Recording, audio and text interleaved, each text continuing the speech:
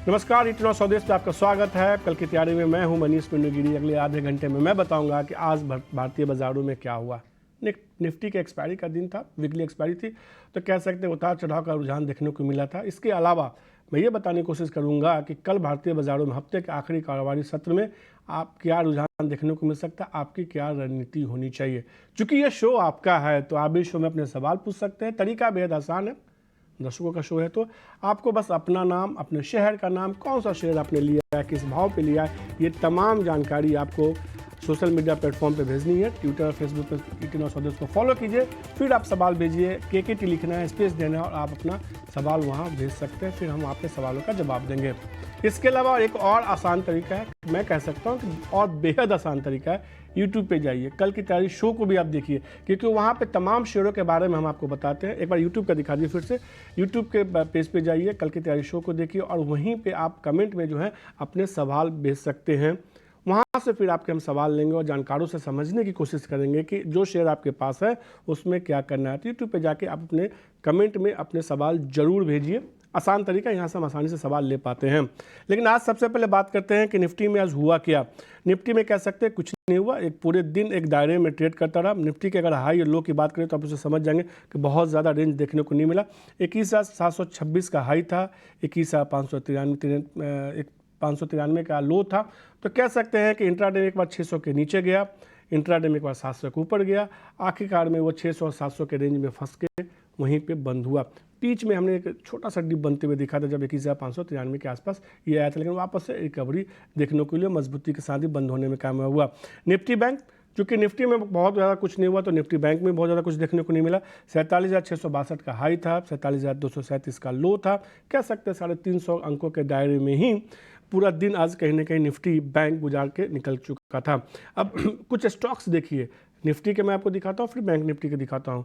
Nifty में देखिए कुछ स्टॉक जिसने बाजार को, निफ्टी को खींचा या गिरने नहीं दिया। हीरो मोटोकॉर्प जैसे स्टॉक्स थे जिसमें कि आज के ट्रेड में हमने देखी कि अच्छी मजबूती देखने को मिली। इसके अलावा बजाज ऑटो था, ऑटो स्टॉक्स आज के ट्रेड में अच्छी मजबूती दिखा रहे थे, हीरो मोटोकॉर्प हो, बजाज ऑटो हो। इसके अलावा एक शेयर जो कल भी निफ्टी को खींच के ऊपर लेके गया, आज भी फिर से जो है ऊपर खींच रहा था, गिरने नहीं दे रहा था, वो रिलायंस था, जिसमें आज भी हमने देखी थोड़ी मजबूती देखने को मिली। इसके अलावा आप कुछ स्टॉक्स देखिए तेल एंड गैस सेक्टर से, जिसमें BPCL जैसे स्टॉक्स में आज के ट्रेड में हमने देखा कि थोड़ी मजबूती देखने को मिली। आयशा मोटर, जैसा कि मैंने बोला, ऑटो में एक मजबूती थी। बैंकिंग में दो स्टॉक्स आज अच्छी मजबूती दिखा रहे थे। बैंक निफ्टी की अगर मैं बात करूँ तो एक्सिस बैंक, इंडसइंड बैंक जैसे स्टॉक्स में आज के ट्रेड में अच्छी मजबूती देखने को मिल रही थी और कहीं ना कहीं वो स्टॉक्स परफॉर्म कर रहे थे इस आज के ट्रेड में, बैंकिंग में। इसके अलावा आप देख सकते हैं आज के ट्रेड में IDFC फर्स्ट बैंक में अच्छी खरीदारी थी, बैंक ऑफ बड़ौदा में थोड़ी खरीदारी थी। HDFC बैंक में, जिसमें पिछले कई दिनों से तेजी का रुझान था, अब उसमें कहीं ना कहीं मुनाफा वसूली देखने को मिल रही है। Mid cap small cap share देखिए तो वहाँ लगातार तेजी का रुझान बना हुआ है। कई सारे mid cap small cap stocks हैं जो अच्छी रुझान दिखा रहे हैं। तो कह सकते हैं कि बाज़ार में बहुत ज़्यादा न तो अभी एक बड़ी तेज़ी के बाद, फिर थोड़ी गिरावट के बाद वापस से बाज़ार में एक दायरे का कारोबार हो रहा है। बाज़ार कहीं ना कहीं कह सकते हैं कि थोड़ा समय गुजार रहा है बजट से पहले। अब अपने जानकारों से समझने की कोशिश करते हैं, क्या समय गुजार रहा है या मौका दे रहा है नीचे की ओर खरीदने का। हमारे साथ दो जानकार जुड़ चुके हैं, संतोष सिंह जुड़ चुके हैं, आदित्य अरोड़ा जुड़ चुके हैं। आप दोनों को नमस्कार। संतोष जी, शुरुआत आपसे ही मैं करूँगा, क्या बाज़ार समय दे रहा है थोड़ा सा, बहुत बड़ी तेज़ी नहीं दिखा के, बहुत बड़ी गिरावट नहीं दिखा के, कि हाँ ठीक है धीरे धीरे नीचे आता है तो आप मुझे खरीदारी कीजिए, अच्छे शेयरों का पोर्टफोलियो बनाइए और आगे के लिए तैयारी कीजिए। देखिए, प्राइम साइड देखने से तो ऐसा ही लगता है मनीष जी, क्योंकि अगर आप देखें कि जब भी गिव अप करने की कोशिश कर रहा है वहां पर बाइंग आ जाती है। जो अहम लेवल हैं, जैसे 21,600 का एक बार तोड़ा था, लेकिन वापस से जो है रिजिलियंस जिसे हम कहते हैं कि गिरने के बाद जो उठने की प्रक्रिया है वो काफी स्विफ्ट एंड साफ दिख रही है, जिसके कारण की दिख रहा है कि मार्केट शायद जो है कंसोलिडेशन में है, साइडवेज है। अब जैसा कि रिजल्ट सीजन आप बता रहे थे कि अब चालू होने वाले हैं, ये देखना होगा कि बड़ी बड़ी कंपनियों से क्या क्यों मिल रहे हैं। वैसे आईटी से बहुत ज्यादा इस क्वार्टर शायद उम्मीद नहीं है, लेकिन गाइडेंस जैसे आप बता रहे थे वो काफी इंपॉर्टेंट होगा कि गोइंग फॉरवर्ड कैसे देख रहे हैं वो वेस्टर्न इकोनॉमीज को, या फिर उनके रेवेन्यू गाइडेंस को कैसे देंगे। मुझे लग रहा है कि हेंस फोर्थ अगर आप देखें निफ्टी में 21,750 ये काफी इंपॉर्टेंट लेवल होगा। अगर उसके ऊपर निकलता है, जिसकी संभावना बढ़ रही है, क्योंकि रिलायंस जैसे से लाइफ हाई पे 2 दिनों से ट्रेड हो रहे हैं और वहां से काफी मोमेंटम मिल रहा है, तो लग रहा है कि ये लेवल भी जो है बढ़ सकता है मार्केट। डिपेंड ऑन कि आज जो रिजल्ट आने वाले हैं वो सब किस तरह से होंगे। लेकिन मिड एंड स्मॉल कैप में अगर आप देखें तो वहां पर काफी तेजी है, मतलब ओवरऑल ब्रॉडर मार्केट जिसे हम कहते हैं वहां पर अभी भी तेजी बरकरार है। तो लग रहा है अंडर करेंट जो है तेजी का अभी भी बरकरार है। सीधे तौर पे हम देख रहे हैं कि तमाम mid cap small cap stocks में देखिए आज भी बहुत तेजी थी। चेन्नई पेट्रो, इंजीनियर्स इंडिया जैसे स्टॉक्स में, अवंती फीड्स जैसे स्टॉक्स में, कर्नाटका बैंक जैसे स्टॉक्स में देखिए 15% 12% की तेजी अच्छी देखने को मिल रही थी। तो छोटे मिडिल शेयरों में ऐसा नहीं, खरीदारी खरीदारी बहुत अच्छी देखने को मिल रही है। संतोष, आदित्य, जल्दी से मैं आपका व्यू चाहूँगा निफ्टी और बैंक निफ्टी पे, सिर्फ आप लेवल बता दीजिए क्या इंपॉर्टेंट है अब। ये दोनों में बुलिश राय रहेगी। बिल्कुल बाजार थोड़ा सा समय गुजार रहा है तो न्यूट्रल टू बुलिश राय रहेगी। और निफ्टी में जो लेवल्स बन के आ रहे हैं वो तेजी का एक तो व्यू बनाएंगे हम। तो करंट लेवल 21,647 से बाय कर सकते हैं।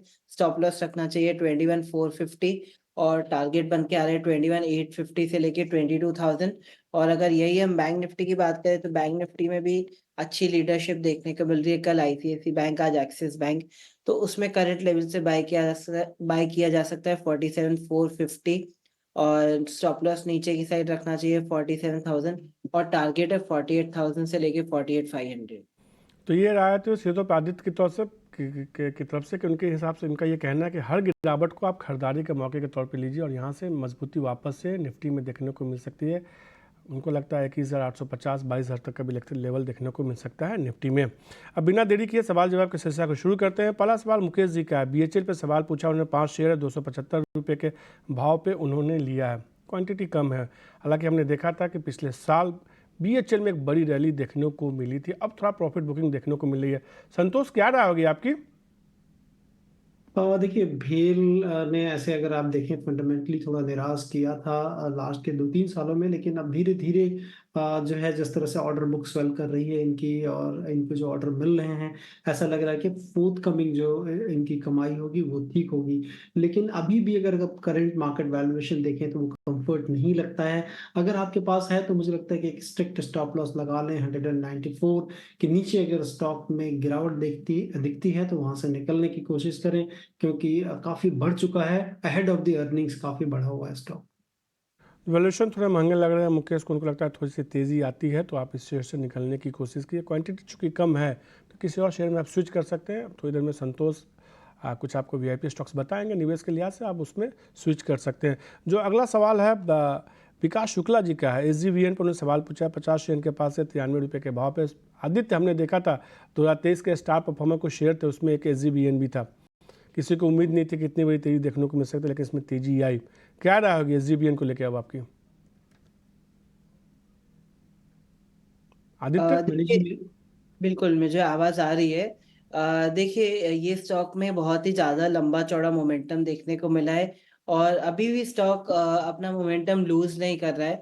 अगर निवेशक का व्यू शॉर्ट टर्म का है तो करंट लेवल पे होल्ड कर सकते हैं। इसमें अपसाइड के जो लेवल बन रहे हैं वो बन रहे हैं 100 से लेके 110 के और ट्रेलिंग स्टॉप लॉस इनको मेंटेन करना चाहिए 86 का। जब तक स्टॉक 86 के ऊपर है तब तक एक इसमें बुल ट्रेंड बना हुआ है।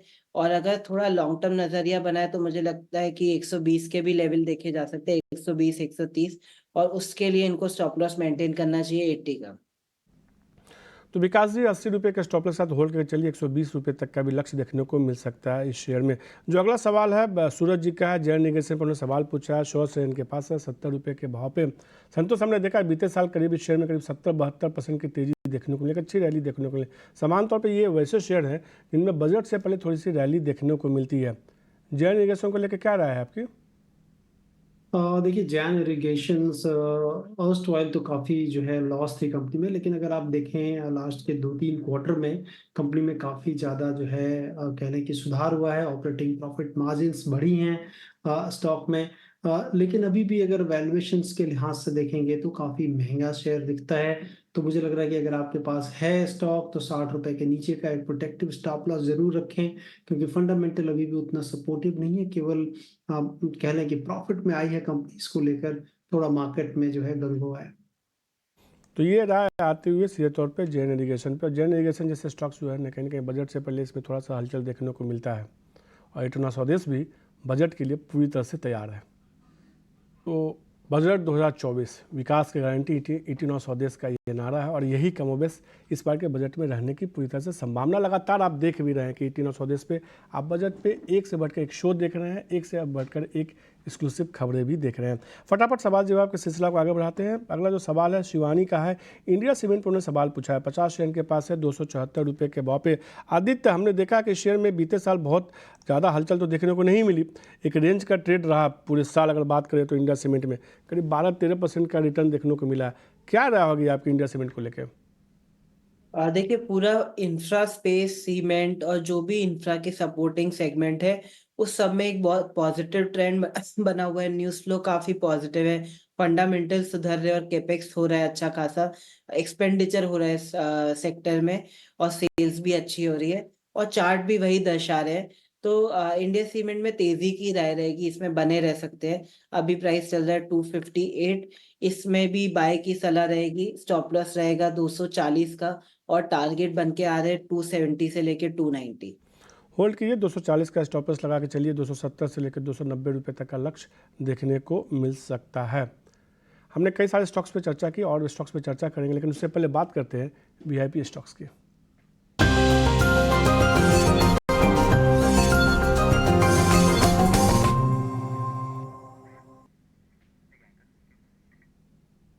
संतोष, आपकी तरफ से कौन सा वीआईपी शेयर है?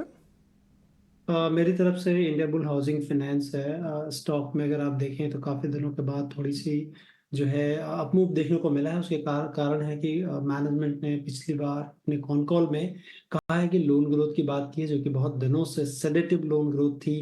डिसबर्समेंट की बात कर रहे हैं कि 700 करोड़ से 1200 करोड़ डिसबर्समेंट एटलीस्ट मार्च से 2024 तक कर सकते हैं। हर महीने का डिसबर्समेंट की बात कर रहा हूँ मैं। और उस तरह से और काफ़ी इन्वेस्टमेंट की भी आप बात कर रहे हैं कि इक्विटी में किसी स्ट्रैटेजिक इन्वेस्टर्स को लेके आया जाए। मुझे लगता है कि काफ़ी पॉजिटिव है। और अगर आप वैल्यूएशंस के लिहाज से भी देखेंगे तो बुक वैल्यू से काफ़ी डीप डिस्काउंट है। 384 रुपए के करीब की बुक वैल्यू है और 225-26 रुपए के दाम है, तो उसमें काफ़ी डीप डिस्काउंट है। मुझे लगता है कि यहाँ पर एक वैल्यू ज़रूर क्रिएट हो सकती है। इस स्टॉक को लिया जा सकता है 255 रुपए शॉर्ट टर्म टारगेट के लिए। अगर मीडियम टर्म रखेंगे आप तो 290 रुपए तक जा सकता है स्टॉक। 218 के नीचे का एक protective stop loss by closing basis जरूर लगा के रखें। तो इंडिया बुल्स हाउसिंग शेयर जो पसंद आ रहा है, 255 पहला टारगेट, 290 रुपये का दूसरा टारगेट होगा, 218 रुपये का, लेकिन आपको इसमें स्टॉपर्स लगाना है। आदित्य, आपके तरफ से कोई शेयर? बिल्कुल, मेरे तरफ से 2 शेयर हैं। दोनों एनर्जी एंड ऑयल के रिलेटेड काउंटर्स हैं। तो पहला स्टॉक रहेगा जेएसडब्ल्यू एनर्जी, जो मार्केट लीडर है और काफ़ी बेहतरीन प्रदर्शन दिखाया है इसने पिछले साल में। और तो पैटर्न बड़े अच्छे बन रहे हैं, इसको बाय किया जा सकता है 481 में। स्टॉप लॉस रहेगा 450 का और टारगेट रहेगा 514 से लेके 525। सेकंड स्टॉक है ऑयल, जिसमें भी बहुत अच्छा पीएसयू काउंटर्स में बेहतरीन प्रदर्शन देखने को मिला लास्ट साल। इस साल भी पैटर्न अच्छे बन रहे हैं, अभी भी पैटर्न अच्छे बन रहे हैं, तो इसको बाय किया जा सकता है 375 में। 357 रहेगा स्टॉप लॉस और 405 से लेके 420 का रहेगा टारगेट। तो जेएसडब्ल्यू एनर्जी शेयर खरीदारी करने की सलाह दे रहे हैं आदित्य। उनको लगता है 514 से लेकर 525 तक का लक्ष्य देखने को मिल सकता है। 450 रुपये का आपको इसमें स्टॉपर्स लगाना होगा। ऑयल शेयर पसंद है ऑयल इंडिया को, 375 के आसपास का भाव है, इसमें खरीदारी करने की सलाह दे रहे हैं। उनको लगता है 405 से लेकर 420 तक का लक्ष्य देखने को मिल सकता है। 2 शेयर आदित्य की तरफ से जिसमें कि वो खरीदारी करने की सलाह, दोनों शेयर एक बार दिखा दिए, दोनों शेयर का टारगेट स्टॉप लॉस। जबकि संतोष को जो इंडिया बुल्स हाउसिंग फाइनेंस पसंद आ रहा है, जिसमें खरीदारी करने के लिए ऑयल इंडिया 405 से लेकर 420 तक का लक्ष्य, जबकि संतोष को पसंद आ रहा है इंडिया बुल्स हाउसिंग फाइनेंस, उनको लगता है कि 255 से 290 रुपये तक का लक्ष्य देखने को मिल सकता है। दोनों इसमें अब 218 रुपये का आपको स्टॉप लॉस लगाना है। कुछ और सवाल लेते हैं फटाफट, जिसमें हमारे कुछ दर्शकों ने भेजा। परवीन शाह जी का सवाल है न्यूरेका को लेकर। 50 शेयर है 1897 रुपये के भाव पे। न्यूरेका को लेकर क्या राय है आपकी संतोष जी? देखिए, न्यूरेका ने थोड़ा निराश किया है काफ़ी, जो है अगर आप देखें कि लिस्टिंग के बाद से, क्योंकि नंबर्स में भी अगर आप देखें तो काफ़ी ज़्यादा गिरावट, और लास्ट ईयर तो कंपनी ने लॉस पोस्ट किया है, लेकिन धीरे धीरे थोड़ी सी रिकवरी हुई है। मुझे लगता है कि आपको बहुत ही कीनली देखना पड़ेगा कि क्या नंबर्स कैसे आते हैं इसके नंबर्स। और जब तक नहीं आते हैं, क्योंकि आप देखें कि कोविड में इनके जो भी प्रोडक्ट थे, डॉक्टर ट्रस्ट बोल के प्रोडक्ट है, वो कोविड में काफ़ी चला था, लेकिन उसके बाद जो है हमने इसकी डिमांड उतनी आती हुई नहीं देखी। तो मुझे लगता है कि फंडामेंटली मैं तो जो है एग्री नहीं कर रहा हूँ कि इसमें कोई भी निवेश करना चाहिए। अगर आपके पास है तो अपॉर्चुनिटी टाइम देखिए, किसी भी जो है बढ़त में आपको निकलना चाहिए। कि मैं इसका कोई सवाल नहीं लूँगा, चूँकि इनको नुकसान बहुत हो रहा है। 50 शेयर है, 1897 के भाव पे लिया, हमने देखा कि 2000 के आसपास ट्रेड कर रहा था, लगातार गिर के अब आ गया। क्या यहाँ कहीं एवरेज की संभावना दिख रही है? इनको बहुत नुकसान हो रहा है। देखिए, एवरेज जब हम तभी कर सकते हैं मनीष जी कि आपको फ्यूचर अर्निंग्स दिखती हो। इनके जो प्रोडक्ट हैं उनकी जो वायबिलिटी है या उनकी डिमांड जो है वो कोविड के टाइम बहुत अच्छी थी और उसी समय इनका आईपीओ आया था। मुझे लग रहा है कि अब वो चीज़ें नहीं हैं और उनकी रेवेन्यू में भी अगर आप देखें, कोविड के टाइम का जो रेवेन्यू था उसका पूरा हाफ हो गया है। इसका मतलब ये है कि इनके प्रोडक्ट में अब वो जान नहीं रही या अब वो डिमांड नहीं रही, जिसके कारण कि आप आगे की तरफ कुछ देख सकते हैं। इसीलिए मैं कह रहा हूँ कि यहाँ से जैसे जल्दी से जल्दी अगर कोई भी बाउंस बैक होता है ड्यू टू मार्केट कंडीशंस, तो आपको निकलने की सोचनी चाहिए। ये तौर पे अब ये राय आते हुए प्रवीण जी, आपको नुकसान तो काफ़ी ज़्यादा हो रहा है, लेकिन संतोष जी को बहुत पॉजिटिव दिख नहीं रहा है इस पे। उन्होंने तो अपनी राय दे दी और मैंने जानबूझ के बाकी दर्शकों के सवाल नहीं लेके ज़्यादा आपके सवाल को लेकर, क्योंकि आपको काफ़ी ज़्यादा नुकसान हो रहा था, इसलिए मैंने इस पर चर्चा की। अब उन्होंने, संतोष जी को तो ये लग रहा है कि यहाँ से तेज़ी देखने को नहीं मिल सकती, लॉस आपको बुक करना पड़ सकता है। उन्होंने तो एवरेज करने की भी सलाह इस पर नहीं दी है। संतोष और आदित्य, आप दोनों का शुक्रिया, आपने समय दिया, तमाम स्टॉक्स पे चर्चा की, वीआईपी स्टॉक्स बताया हमारे दर्शकों को कल की तैयारी में। तो कल की तैयारी में आज के लिए इतना ही। हमने देखा कि आज भारतीय बाजारों में कहीं ना कहीं एक शांत कारोबार देखने को मिला है।